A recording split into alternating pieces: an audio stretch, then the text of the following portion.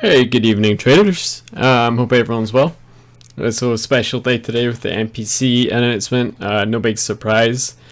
The base rate was set as expected at 2.25%, so it just created volatility within the weekly value area. And we ended up kissing H1 supply, indicated by the weekly point of control and high volume node. So we can just show that here. Okay, value area. This pale gray shaded area. This is the VWAP, okay, the volume weighted average price, and we broadly stayed within 3 standard deviations of it. Now, this is the H1 supply, and you can see this is a high volume area, so price is going to be attracted to it. So I kept that in mind first.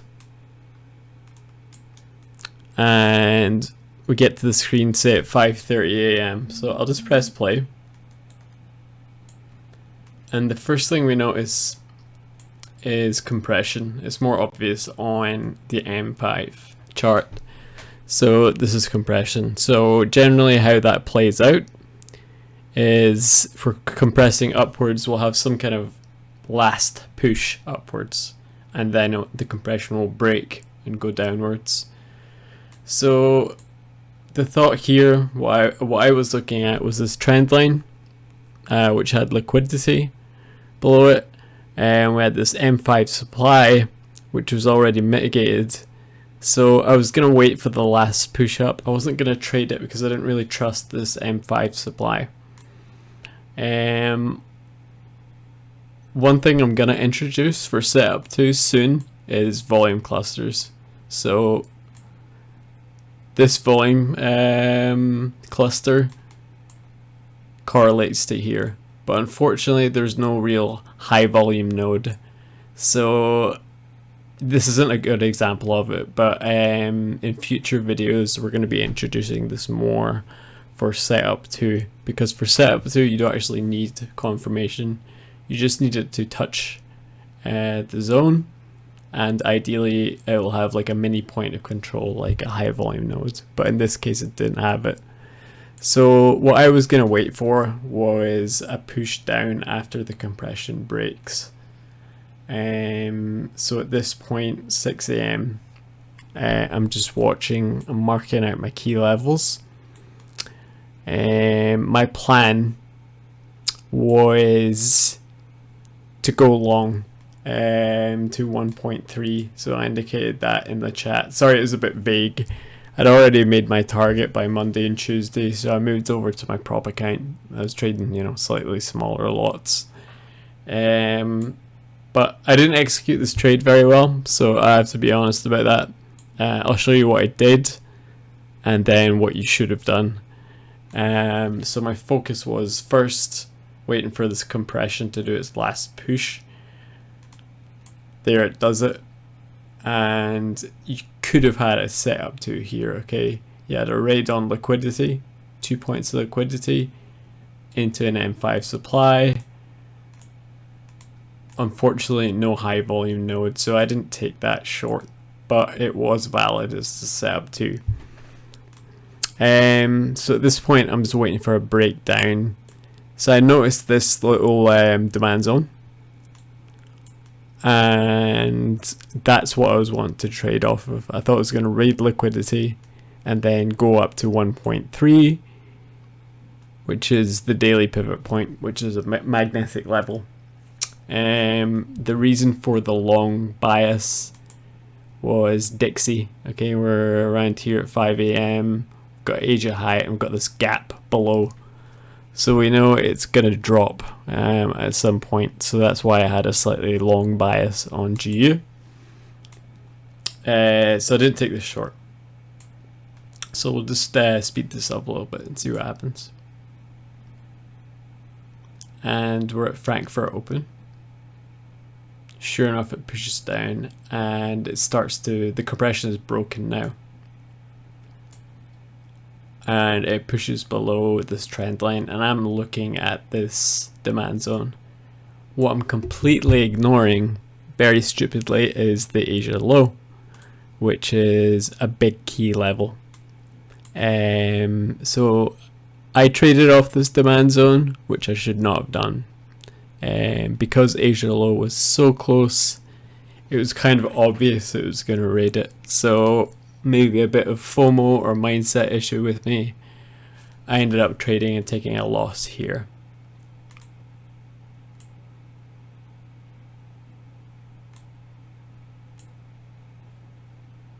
Okay, so I ended up trading there, kind of FOMO. We got a little absorption on footprint, so I just took it and got stopped out. Obviously what I should have done is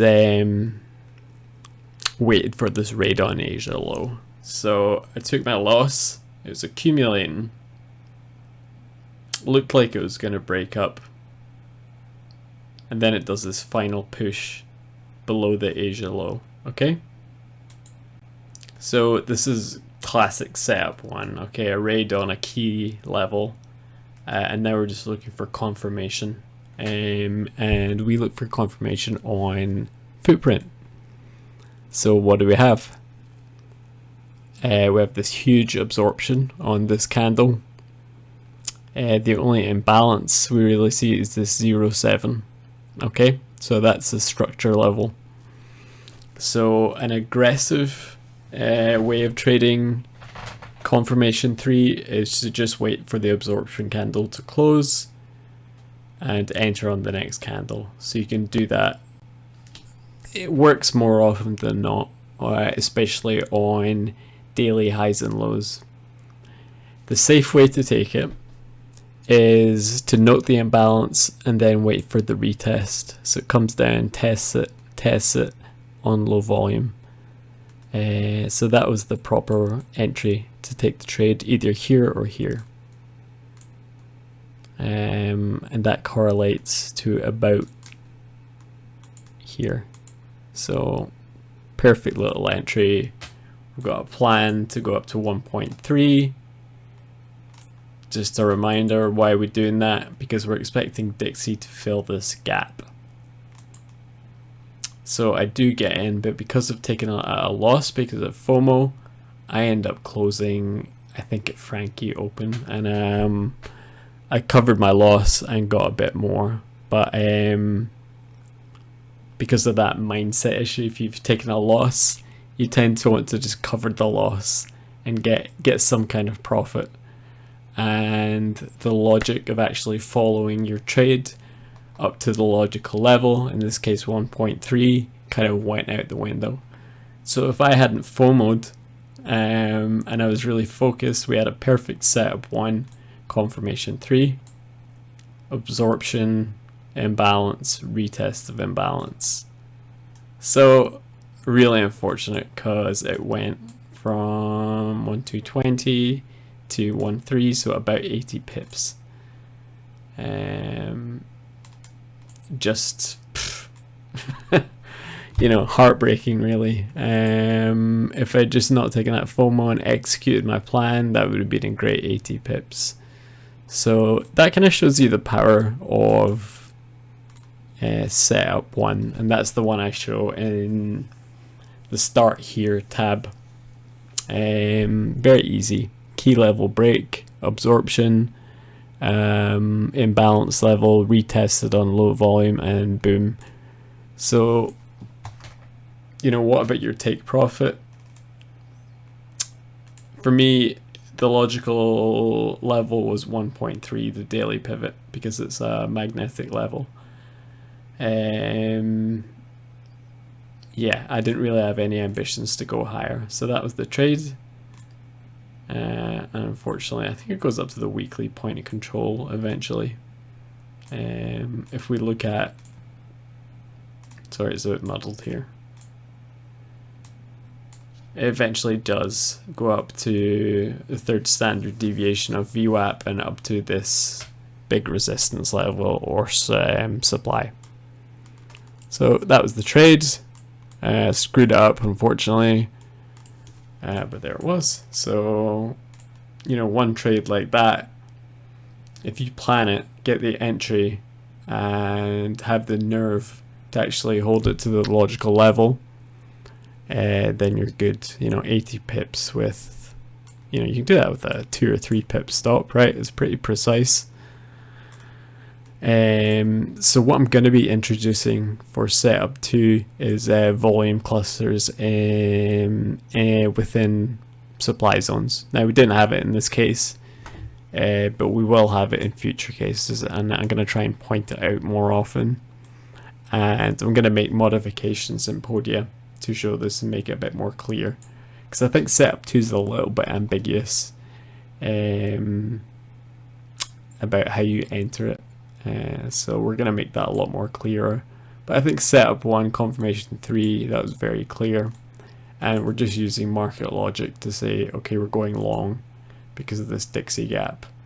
And eventually it actually raided down and went to daily S1.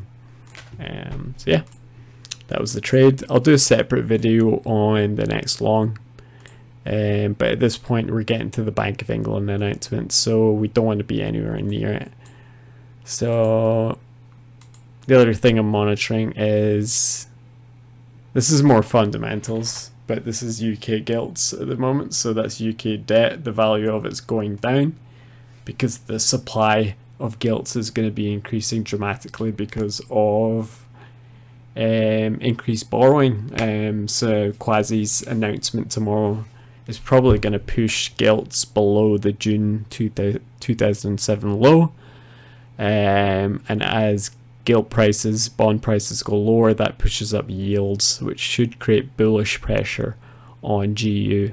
But it's relative to the dollar, and the real interest rate on the dollar is even higher than the UK one. So there's bullish pressure on both the GBP side and the US side. But that's kind of outside the scale of just showing this setup.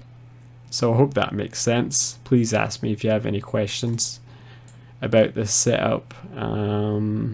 Yeah, feel shit to miss it. I guess my mindset was just off, is what it is. But I think the logic was there and pretty clear. Price action trade, raid on Asia low, confirmation on volume, and then up to 1.3. And please DM me or put something in the chat, and we can talk about this trade and others. So that's it for now. Thanks for listening, and we'll look forward to Quasi's budget announcement, see what happens tomorrow. I assume it'll create some volatility. My gut feeling is we're gonna have a bull move tomorrow, but we'll see what the price action says. Not make too many assumptions about fundamentals, we'll just follow the price action.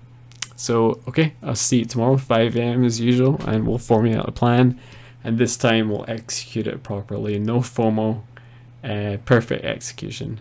Okay, well, see you tomorrow. Cheers.